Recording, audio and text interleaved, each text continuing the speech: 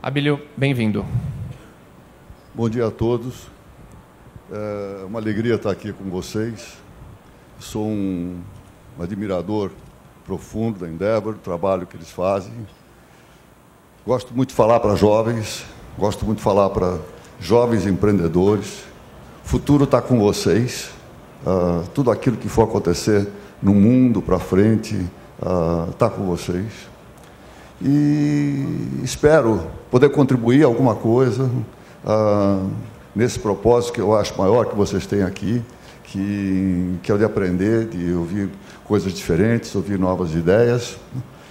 E o aprendizado é uma das coisas maiores, mais importantes que a gente tem na vida. Aprender significa crescer.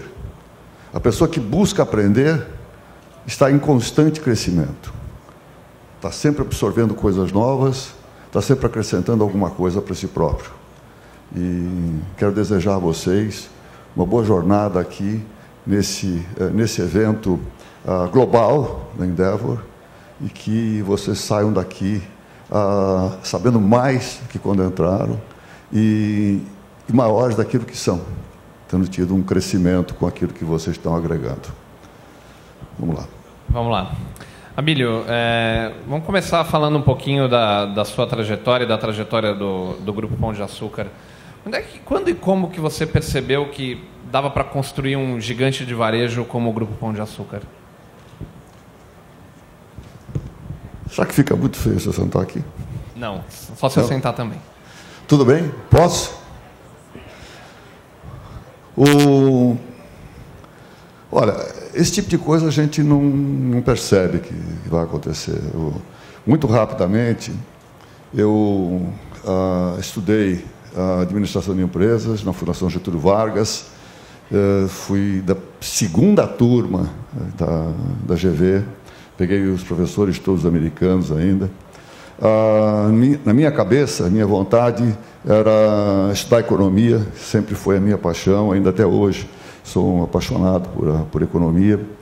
E fui para business, fui para administração de empresas, porque eu achei que ali tinha mais dinheiro, e para mim era importante. Quando eu estava próximo a me formar, isso no final dos anos 50, a maior parte de vocês não tinha nem nascido ainda, era um período que não se tinha muito emprego, e meu pai também não tinha nada de muito especial que pudesse me oferecer. E eu pus na minha cabeça que eu ia continuar minha carreira acadêmica, ia para os Estados Unidos, ia estudar, ia fazer o Master, ia tirar o PhD, enfim, ia ser professor. Uma coisa que eu adoro fazer é passar coisas para outras pessoas e procurar ensinar alguma coisa. Estava com tudo isso pronto, e o meu pai, que naquela altura tinha uma pequena doceira com serviço de festas, ele tinha construído um predinho e não sabia bem o que fazer na loja, e tinha ideia de fazer um cinema, enfim, todas as coisas que passavam pela cabeça dele não me entusiasmavam muito. Aí um dia ele disse: eu estou pensando em fazer um supermercado. E eu disse: o que será isso? E aí fui ver, gostei, disse: aqui tem um business, aqui tem um negócio. E aí, lá se foi, pelo espaço, o meu application na Michigan State University. Consegui realizar essa vontade de estudar mais, mas só 5 anos depois, quando eu fui para a Colômbia. Mas aí começou a minha vida no campo da distribuição. E eu senti que ali tinha um negócio, era muito novo no Brasil, era um negócio que fazia todo sentido, era um negócio que era mais eficiente.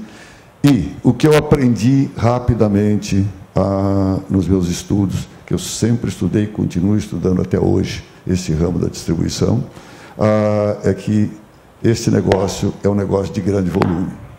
Então, não é uma questão que a gente percebe se pode ou não crescer. O sucesso está exatamente no grande volume que você consegue ter no negócio, e, evidentemente, com as margens baixas que o negócio tem. Então, foi assim.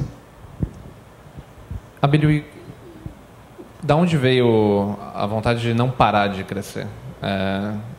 Uma coisa é montar um supermercado, mas uma cadeia de supermercados, a maior do Brasil. Da onde veio isso?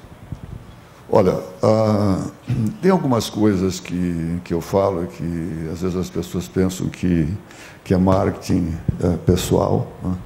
E pode até ter um pouquinho de marketing, mas na realidade é aquilo que eu procuro colocar na minha vida. Eu procuro dizer sempre para mim mesmo: eu quero ser hoje melhor do que eu fui ontem, amanhã eu vou querer ser melhor do que eu sou hoje. Isso envolve crescimento. Primeiro, o crescimento pessoal. Acabei de falar para vocês, busquem aprender. Mas envolve também um crescimento daquilo que você está fazendo. Não é que você seja obsessivo e que você nunca se contenta com aquilo que tem. Não, a gente precisa, é uma coisa que eu procuro passar para as pessoas, nós temos que saber amar aquilo que nós temos e não apenas aquilo que nós desejamos. Nós temos que pensar grande, ter metas aspiracionais grandes, mas nós temos que ser capazes de estar satisfeito, de amar aquilo que nós temos hoje.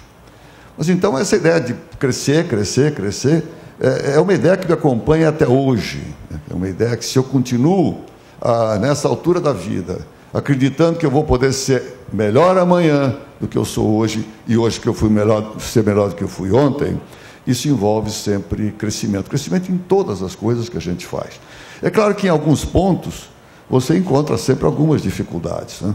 Eu sempre fui um esportista a minha vida inteira, tenho alguns títulos brasileiros, mas hoje é difícil crescer no esporte. Quer dizer, já não entram mais tacinhas, nem medalhas, nem nada. Quer dizer, mas qual é hoje o objetivo que eu busco no esporte?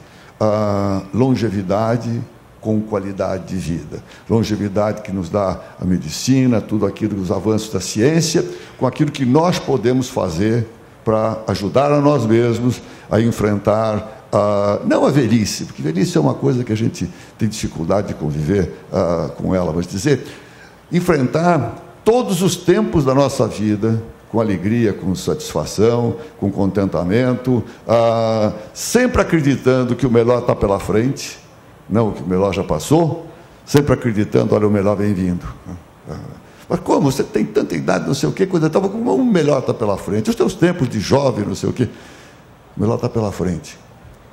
A sabedoria que a gente adquire ao longo da vida, os anos e anos e anos na estrada, na chuva, no sol, o que você vai acumulando de experiência, se isso estiver aliado a uma cabeça boa, a uma cabeça saudável, um corpo são, que não te leva a nenhuma limitação, melhor está sempre por vir. Você vai tirando fruto da sua experiência e vai fazendo as coisas sempre melhores. Já começou a chegar uma pilha de perguntas aqui, Abílio, então eu já vou aproveitar e cruzar com algumas perguntas que estão chegando da plateia. Uma pergunta do Felipe, da Startup House. Abílio, o empreendedor está sempre ligado a um padrinho, uma pessoa que abriu uma porta ou deu um conselho que mudou o rumo que você estava seguindo. Quem que é essa figura para você, sem ser da família, ou se for da família também, não tem problema?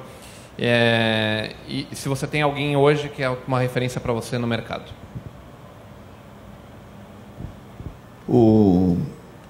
Olha, padrinho eu nunca tive.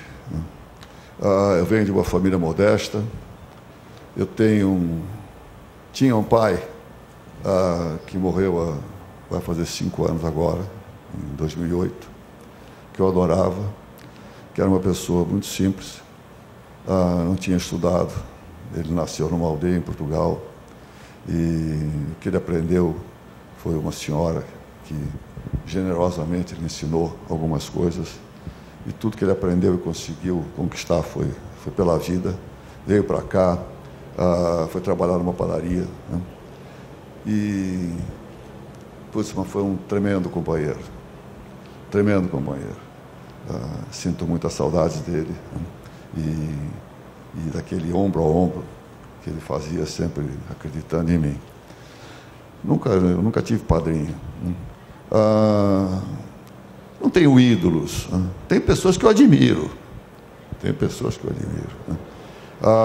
Um deles é uma pessoa muito conhecida aqui da casa, da Endeavor, né? Que é o Jorge Paulo Lema. Eu admiro profundamente.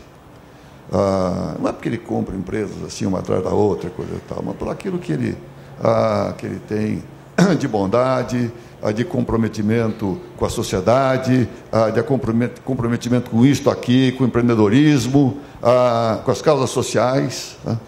E, além disso, são tremendos empresários, né? Então, eu tenho algumas pessoas que eu realmente admiro, né? Mas não tenho, na realidade, grandes ídolos. Aliás, eu acho, vocês jovens, né? Um dos problemas que vocês têm é a falta de referência. Se perguntarem para vocês, os mais jovens, quem vocês querem ser, em quem vocês se espelham, né? Vocês têm muito poucas referências. Isso não é aqui no Brasil, isso é no mundo inteiro. Se você vai na Europa, principalmente, né? E você pega aqueles jovens da França, principalmente, que é um país que eu conheço melhor, por ter trabalhado lá nos últimos 13 anos,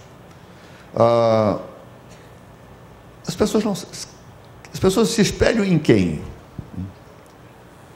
Eu tive semana retrasada na Europa, estava em plena discussão do Papa, quem vai ser o Papa, não sei o quê. Então, they don't care, quer dizer, eles não estavam em nada, não estavam nem aí. As pessoas não estão querendo nem saber, não estão ligadas em nada, quer dizer, o que vai acontecer. Eu acho isso um problema.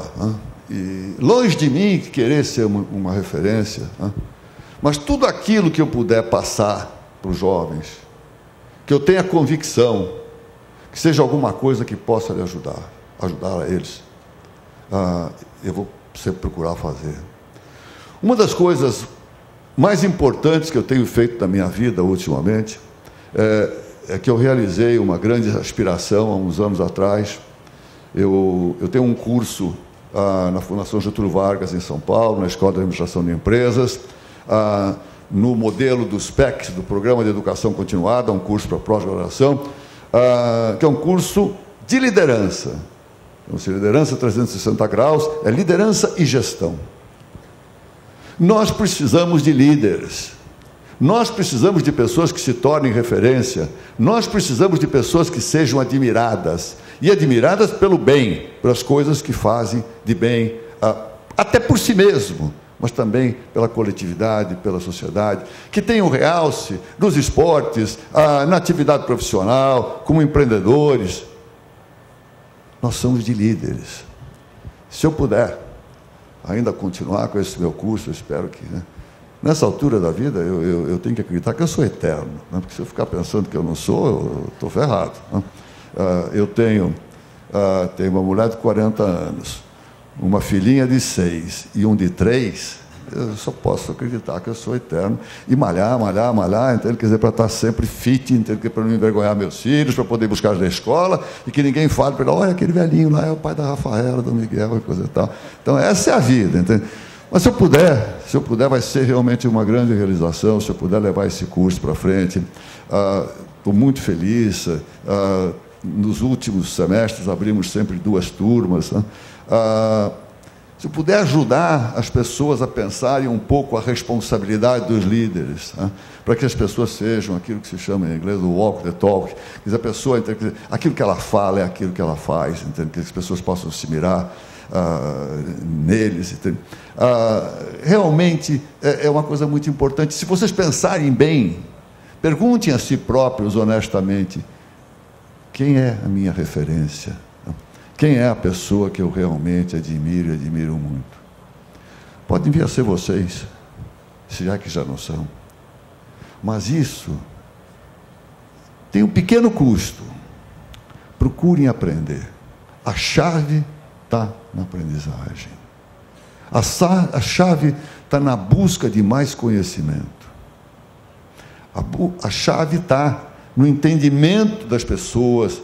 Você aprender a conhecer, inclusive, aqueles com quem você interage. Entendê-los. Na medida que você entende melhor as pessoas, você conhece mais a si próprio também, né? Enfim, ou eu já nem sei onde é que a pergunta começou, mas eu fui indo por aí, entende? Quer dizer, olha, se vocês quiserem eu paro, faz assim, entende? Quer dizer, eu paro. Então, eu vou emendar uma na outra. Você falou muito do seu pai, você falou dos seus filhos agora. Chegou uma pergunta da plateia justamente sobre isso, Abílio. O que você aprendeu com seu pai que você passa para os seus filhos? Fundamentalmente, o que eu aprendi com meu pai foi uma postura correta na vida. São aquelas coisas simples, entende? Quer dizer, que você, às vezes, tem a felicidade de aprender desde os primeiros dias, né? Aprender, quer dizer, qual é o caminho do bem, qual é a diferença entre o bem e o mal, a você buscar mais o amor, entende? Quer dizer, e não cultivar o ódio, você não cultivar rancor, enfim. Esses valores que acompanham a minha vida, eu os desenvolvi por mim mesmo, mas eles foram plantados dentro de mim pelo meu pai, fundamentalmente, né? Minha mãe plantou dentro de mim uma percepção de que existe algo maior do que nós. Que é uma coisa hoje até contestada, eu estava citando as pessoas que nem estão atentas aí ao Papa, coisa parecida. Mas num momento em que até a física, através da física quântica, questiona que a ciência vai até um determinado ponto e depois não explica dali para frente. As pessoas não quererem acreditar que existe alguma coisa maior do que aquilo que nós vemos, apalpamos, sentimos, né, e que nós materializamos. Esses valores eu recebi da minha mãe, esse ensinamento, né, e eu os cultivo com cada vez mais força até hoje. Mas o meu pai, ele me ajudou a desenvolver os meus valores, que são fundamentalmente, eu tenho 4 valores que para mim são básicos. Primeiro, humildade. Segundo, determinação e garra. Terceiro, disciplina. Quarto, equilíbrio emocional. Com esses valores, eu procuro levar a minha vida. As pessoas, às vezes, podem dizer, mas pá, esse cara aí, o Abílio, humilde, que é, pô? O que é humildade? Humildade não é usar roupa velha, ou fazer voto de pobreza, não é disso, entendeu? Humildade é você acreditar que você não sabe tudo, que qualquer pessoa sentada na tua frente pode saber mais do que você. Se você tem uma pessoa que você não está conseguindo ouvi-la porque ela está abaixo de você, se abaixa e ouve a pessoa. Tenha consideração pelos outros, pelas outras pessoas. Isso é ser humilde. Tenha vontade de aprender sempre, porque você nunca sabe tudo. Enfim, esses valores eu recebi do meu pai e os cultivei durante a minha vida e cultivo até os dias de hoje. Eu estou muito longo nas perguntas, nas respostas, preciso encurtar. Não, estão chegando as perguntas aqui. Abílio, você falou de valores e acho que tem um lado disso que reflete muito o comportamento empresarial do seu grupo. Acho que uma coisa importante para a gente perguntar é... A gente já viu muita gente, eu já vi você comentando sobre isso no seu blog, em outros lugares, sobre a necessidade das empresas terem um propósito e um significado. Seja por diálogos seus com o Jim Collins, seja por diálogos seus com o Rajendra Sesódia. Como é que você enxerga essa questão dos valores e do significado para dentro de um negócio? Olha, legal, isso a gente podia ficar a manhã inteira falando sobre isso. Eu não sou um palestrante, mas eu tenho algumas causas que eu defendo e que eu não me nego a falar sobre elas. Há 2 semanas, pouco atrás, eu fui fazer uma palestra no MIT para jovens que estavam se formando em MBA, e o tema que eu escolhi foi capitalismo consciente. O que é o capitalismo consciente? Em poucas palavras, é você ter alguma coisa além do lucro. Não é dizer, não, o lucro não é importante, não. O lucro é o mais importante de tudo. Tenha lucro e muito, senão você não tem empresa. Agora, tem alguma coisa a mais do que o lucro. Tem alguma coisa que lhe dê orgulho do que você está fazendo. Tem alguma coisa que lhe dê satisfação. Seja comprometido com todos os stakeholders, com todos aqueles que estão em volta da empresa. Olhe para eles, olhe para o cliente, olhe para os fornecedores, olhe para as pessoas que trabalham dentro da empresa, olhe para os acionistas, olhe para o meio ambiente, seja comprometido com ele, com o planeta, seja comprometido com a sociedade aonde você se insere. Isso é o capitalismo consciente, que tem o lucro em primeiro lugar, mas que tem alguma coisa além do lucro, alguma coisa que lhe dá orgulho. Eu estou a serviço da remuneração do dinheiro dos acionistas, mas eu estou orgulhoso porque eu estou comprometido com a sociedade, com o planeta, e buscando fazer com que as pessoas com as quais nós envolvemos sejam pessoas felizes e satisfeitas conosco. Tem 2 minutos e 56 lá, deixa eu correr. Vamos lá. A gente vai seguir mais um pouquinho aqui. Vamos esperar mais um pouquinho, que a gente ainda tem uns 10 minutos. Abílio, deixa eu continuar aqui. Você falou um pouco de... Vou chegar na minha próxima pergunta. Você foi indicado agora para presidir o conselho da Brasil Foods. Depois de passar mais de 50 anos no Pão de Açúcar, por que uma nova empreitada? Você já tem um baita patrimônio, você é um empreendedor reconhecido no mercado. O que te motiva a começar de novo? Olha, às vezes até dá um pouquinho de frio na barriga esse negócio, entende? Quer dizer, porque eu nunca tive outra empresa que não fosse o GPA. Eu estou lá desde que eu era moleque, de calça curta ainda, e meu pai inaugurou a doceira. Estou na distribuição desde 59, quando eu me formei na GV e comecei com os supermercados. Agora, de repente, você vai para alguma coisa. Eu sempre tive na distribuição, sempre tive no comércio, e de repente eu vou para a indústria.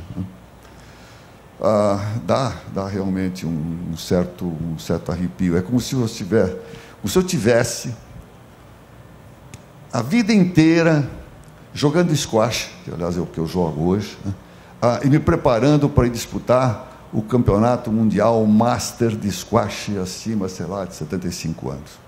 Aí você vai, coisa e tal, prontinho, jogou squash a vida inteira, você chega lá e diz, não, é tênis, não é squash. Você fica, e aí? E agora o que eu vou fazer? Olha, eu estou muito feliz com esse desafio. Estou muito feliz que os acionistas, eu também me tornei um pequeno acionista dessa enorme companhia. Estou muito feliz com a confiança que estão depositando em mim. Eu não estou lá ainda não fui eleito, eu fui apenas indicado pela companhia numa chapa que foi constituída, e eu encabeço a chapa como presidente do conselho. Mas eu estou muito feliz. E, para mim, as empresas são todas iguais. E se elas estão todas iguais, eu tenho que encarar esse desafio com coragem. Por que elas são iguais? Todas as empresas são gente e processo, processo e gente, gente e processo. Deu certo, elogia a gente e diz que processo bacana. Deu errado, procurem gente ou procurem processo. Não vamos inventar moda. O restante é técnica ou coisa parecida. Mas empresa, gestão da empresa é gente e processo. Se é isso, e é isso que eu ensino para os meus alunos, eu também tenho que seguir. É gente e processo que eu ensino para os meus alunos, eu sei fazer isso. Não sou um técnico em processo, mas sou uma pessoa que administro bem as pessoas, formo o time, sei fazer com que ajudar essas pessoas a crescerem. Então é um desafio sensacional, é muito bacana, é uma empresa de uma complexidade imensa, exporta para 130 países, é uma coisa assim maluca. Mas olha, estou muito feliz, estou feliz, espero realmente ser eleito no dia 9 de abril, vou fazer o melhor que eu posso, e vou continuar tocando a minha vida. E essa história de conflito de interesse? Olha, esse negócio que tem saído na mídia, conflito de interesse, Na realidade, não existe. Não há nenhuma legislação, nenhuma regulamentação, nenhuma lei que impeça uma pessoa ser presidente do conselho de administração de uma grande companhia e de outra também. Não existe. As pessoas que falam, alegam, a própria mídia, quando fala de conflito de interesse, na realidade, não tem as informações todas, primeiro, do que faz um presidente de conselho, quais são as suas possibilidades de agir pela empresa, quais são as suas limitações, e, principalmente, qual é a atuação de um presidente de conselho de duas enormes corporações como GPA e BR Foods. Não existe, em hipótese nenhuma, essa questão de conflito de interesse. Agora, eu vou dizer uma coisa para vocês. Por tudo aquilo que eu sou na vida, eu nunca agiria de maneira que pudesse sair da ética, sair dos princípios morais, dos princípios de correção e dos princípios de honestidade. Então, não estou nem um pouco preocupado com isso. Acho que os dois cargos são perfeitamente compatíveis. É o que eu vou fazer. Eu vou continuar como presidente do conselho do GPA e presidente do conselho da BR Foods, se eu for eleito. Acho que posso contribuir enormemente para as duas companhias e mais, contribuir para um desenvolvimento melhor entre fornecedores e distribuidores, que sempre têm atritos. Esses atritos entre distribuidores e fornecedores, são atritos clássicos. Se eu puder contribuir, vou contribuir e muito. Voltando um pouco para o papel das empresas, Abílio, qual que é o papel? É uma pergunta que chegou do Felipe, da Natura, que está aqui na audiência. Qual que é o papel que você entende que grandes empresas como o Pão de Açúcar deveriam assumir para potencializar a inovação nos ambientes de empreendedores, para as novas empresas? Olha, não é a função da empresa. Você pode fazer isso com uma contribuição à sociedade, você sempre pode fazer filantropia, acabei de falar no capitalismo consciente, você sempre pode fazer e deve fazer. Agora, existe muita coisa que as grandes empresas fazem, que a Natura faz, que o GPA faz, que a BR Foods espero que venha fazer, que é o trabalho de desenvolvimento de pessoas. Programas de trainee, a Natura, que você está falando, onde você trabalha, tem um programa de trainees muito bom. GPA tem um programa de trainees, começa com 30 mil trainees, e aí vem vindo a peneira, e aí você pinça depois 30 ou 40 jovens, trabalha com eles, capacita esses jovens, os prepara para a vida e depois os coloca na estrada para que eles produzam. Esse é o papel das empresas em termos de desenvolvimento de gente. Agora, elas podem, lateralmente, dar todo o apoio ao Endeavor, a qualquer das empresas, enfim, que estejam ligadas a ela. Isso faz parte daquilo que nós, empresários, mais comprometidos com o país, com a sociedade, com as pessoas, procuramos fazer. Você falou em comprometimento com o país, e uma das coisas que a gente tem discutido muito aqui desde ontem é a questão do papel da educação no processo de desenvolvimento aqui dos empreendedores. Como é que você enxerga isso? Como é que você enxerga os gargalos e o papel que você poderia, um conselho que você poderia dar aos gestores da área de educação no Brasil? É uma pergunta do professor Fábio Fowler, da Federal de Itajubá. Difícil dar qualquer conselho aí. Primeiro, eu não sou um especialista. Eu tenho a minha filha mais velha, que eu falei que eu tenho um menininho de 3 anos, eu tenho uma filha de 51, que muito me dá orgulho. Ela é extremamente envolvida com todos os processos de educação, é expert no assunto. Educação, num país como o nosso, onde você, nesses últimos 10 anos, tirou 22 milhões de brasileiros debaixo da linha da pobreza absoluta, colocou-os na vida real, no mercado de consumo, você tem que dar capacitação para essa gente. Você tem que dar educação. Você tem que dar possibilidade de carreira. E de boa qualidade. Esse é um desafio que o Brasil tem. Porque nós somos um país continental, na nossa extensão, e nós somos um país extremamente populoso, um dos países mais populosos do mundo, né? Vamos indo aí para quase 200 milhões de brasileiros. Educação é fundamental.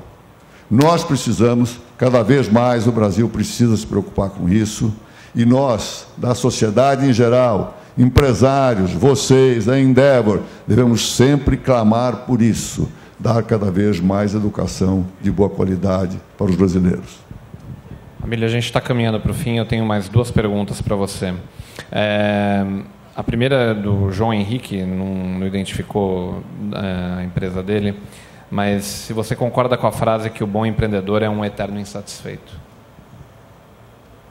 Olha, isso é uma coisa muito comum nas empresas. Quer dizer, a pessoa dizer, eu nunca estou satisfeito, toda vez. É como o cara que está numa competição, está pulando, fazendo um salto na altura, ele põe o sarrafo em 1,75, passou o sarrafo em 1,75, e diz, aí vai lá e coloca em 80. Passou em 80, coloca em 82, aí vai assim por diante, e se diz, bom, ia até cair. Não necessariamente, porque o equilíbrio é uma coisa muito importante na vida. Entende? As pessoas todas têm que conhecer as suas limitações. Né? Agora, é válido a pessoa acreditar que a perfeição é alguma coisa inexistente aqui, ela está sempre lá na frente. E você sempre tentar ir buscar aquilo que está lá na frente. Isso é extremamente válido. Isso faz com que nós nos tornemos cada vez pessoas melhores, quando nós buscamos sempre conseguir mais e mais e mais. Isso não quer dizer que a pessoa seja obsessiva, que a pessoa vive infeliz porque não consegue alcançar todas as suas metas. A pessoa tem que ser muito tranquila, aquilo que eu falei no começo, né? Tem que amar aquilo que já tem. Isso é fundamental. Senão, não vive feliz. Tem que amar aquilo que nós temos no dia de hoje e lutar para ir buscar coisas maiores lá na frente. Abílio, para finalizar, completa essa frase para mim. Empreender é... Como é que você quer que eu complete essa frase? Eu acho que empreender é criar, não necessariamente inovar. Empreender é conseguir fazer alguma coisa que realmente traga alguma contribuição. Qual é a contribuição que eu acho fundamental? Você cria uma empresa, seja do campo que for, qualquer setor.